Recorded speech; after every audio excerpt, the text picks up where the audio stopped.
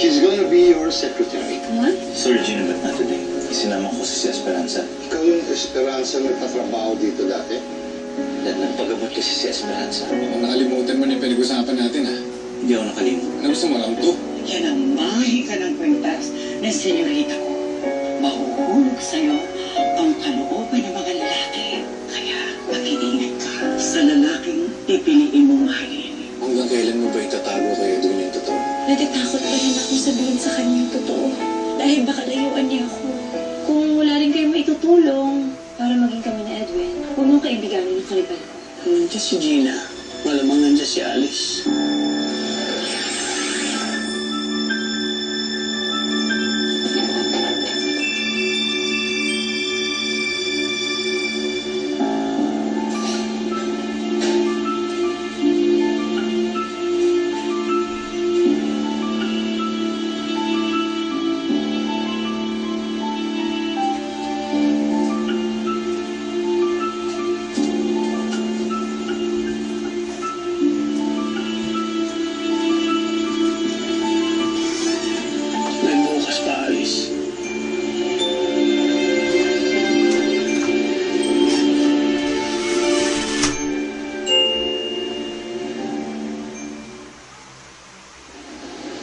Nay, sabi ko ni Papa, iniwan niya siya. Binabago ng tsura niya. Dahil sa sakit niya. Sa tingin mo ba, iiwan din ako ni Edwin? Sa tingin mo ba, iiwan niya ako kapag nalaman niyang pangit talaga ako?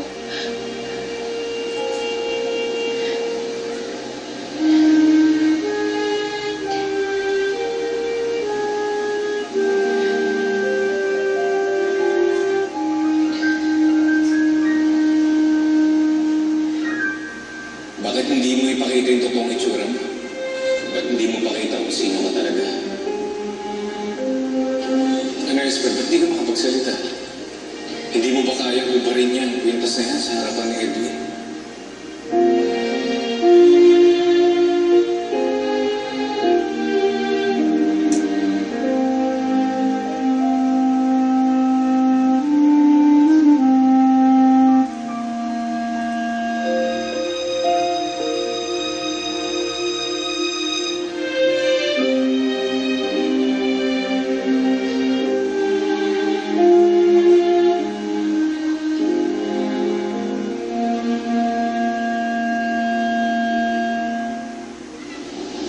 Sarap to. Promise.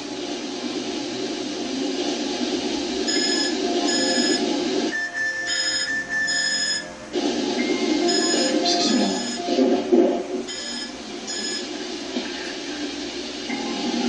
Esperanza? Edwin, pwede ba kitang puntahan bukas?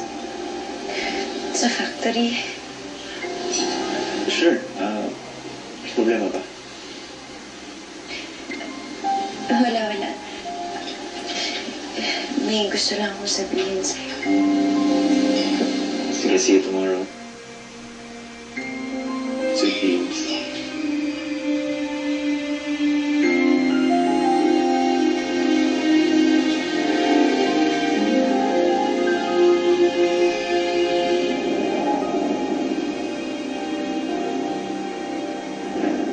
Napakaseloso ni Senon. Huli na nung nalaman kong ganun siya. Sana ho, nahuli na siya. Para hindi niya na ho kailangan magtago dito. Ang lungkot talaga dito sa bodegang to.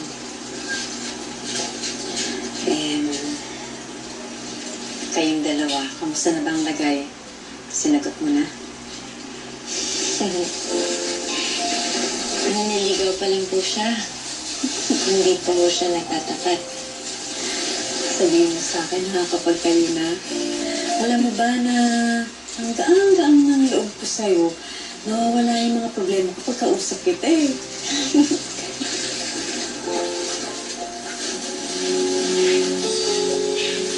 Mabuti naman kung ganun. Ano? Masyado mo na. Pilago. Kung di mo na rin naman ako babalikan, mabuti pang wala nang makinabang sa'yo. Can you reschedule my 2 p.m. to 4? Dahil ba ito dun sa date ni Esperanza?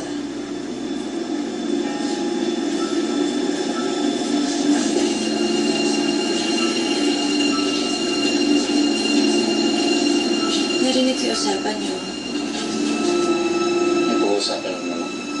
Kaya naman sa'yo, di ba? Yeah. Gusto ko lang naman i-make sure kung siya nga yung kausap mo para just in case magtanong yung mga kamiti mo, ay may sasagot ako.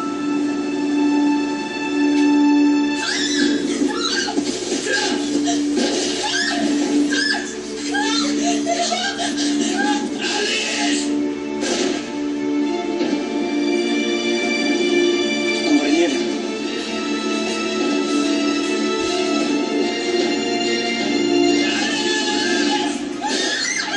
Ano nangyari? Ano nangyari dito? Esperanza! Esperanza! Esperanza!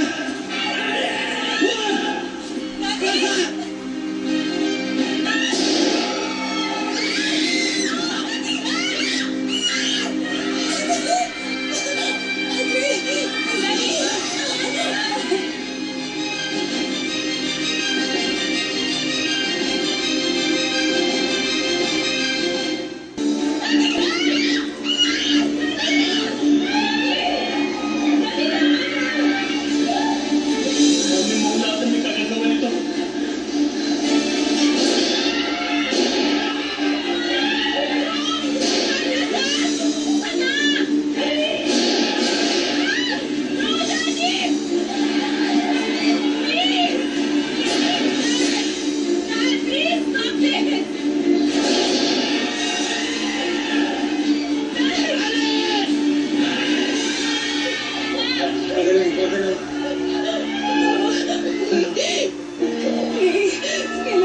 Kailangan itong dalhin sa ospital.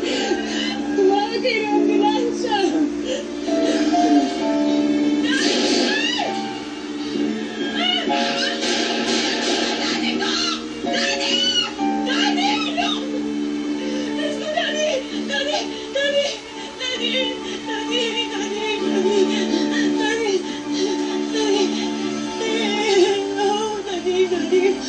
Sorry, anak. Sorry. Kung naging masama ako, sorry.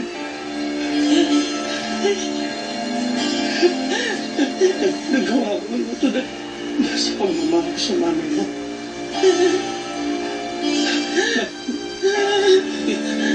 Please, anak. Dalhin ang mami mo dito. Gusto ko siya makita. Gusto ko siya makita. Daddy! Daddy! Daddy! Daddy!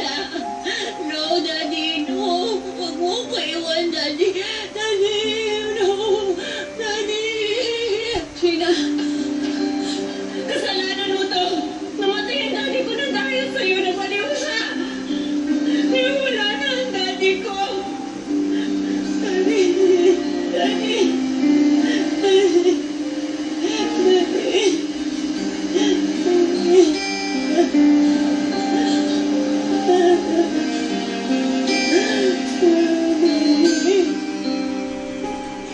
Sino pa po ito? Sila tutulungan natin na hindi mo pa na maluhat. Ano nangyari? Bakit? Ba't ang daming pulis? Sir, kasi po sir, nagkagulo ho kanina eh. Nagbarilan ho. Yung asawa ho nung Alice, nagpaputok ho. Nagpunta dito si Sanong? Opo sir. Patay na ho siya sir, nabarilo ng guards natin. Meron pa bang ibang napahamak mga tauhan natin? Sir, si Sir Edwin ho sir eh. Nabaril ho sa balikat, umarang ho sa barilan. Dinala na ho siya sa ospital sir. Pinag-alala mo ako, Edwin. Buti na lang hindi ka nang grabe yung tama mo. Ba't mo kasi hinaran yung Dana? Ano ka ba, Esperanza? Kung hindi ako umarang, baka baka si Tita Alice o ikaw ang tamaan mo. Tapos, Franz, I will do everything to protect you. Kasi hindi ko kaya mawala ka sa tabi ko.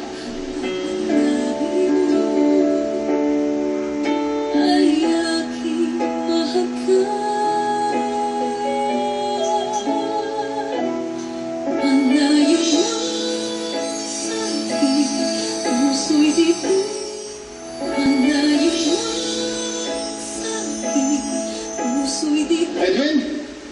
Edwin? Naging reckless ka na naman. Look what happened to you. Dad, it's not recklessness, okay? I acted in the moment. Yun sa tingin ko tamang gawin at that time. Esperanza? Lalabas mo na po ako.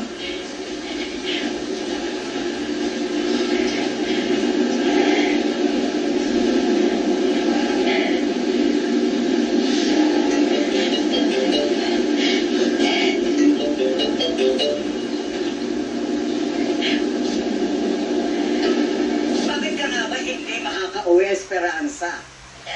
Nasa ospital po ako. Basta ka, may nangyari sa'yo. Ano nangyari sa'yo? Binabantayan ko lang po si Edwin. Nabaril kasi siya. Mabaril, si Edwin. Oh, Diyos ko, ano nangyari sa kanya? Ano, ligtas na ba? Mahabang kwento. Pero ligtas na mo siya. Tatawag na lang po ulit ako kapag pauwi na ako. Kayo na ng bilin. Oh, sige. Ingat ka rin, ha?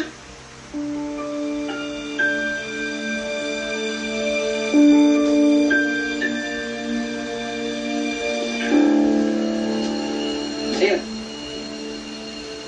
Baka gabihin niyo si Esper. May nangyari ka kasi kay Edwin. Ikaw naman kasi, dapat tumawag ka muna sa kaibigan mo bago ka nagpunta rito. At saka, bakit andito ka na naman? Ano ba ang ginagawa mo rito? Wala ka na ng trabaho. Hindi yung dahilan, Manang Belen, Oh, nagkasagutan po kasi kami ni Esperanza. Nandito po para humingi ng dispensa po sa kanya. Tungkol po doon sa nangyari. baka nga gabihin. Kasi nga babantayan siyempre niya si Edwin. Ano ka ba? Pero Manang Belen, wala ba siyang nabanggit sa inyo kung saan ospital siya naroon para ako na lang po ang pupunta sa kanya? Wala. Ano ba? Sige yun, ako na lang po tatawag sa kanya para puntahan si Esperanza. Sige yun. Salamat po, Manang Belen.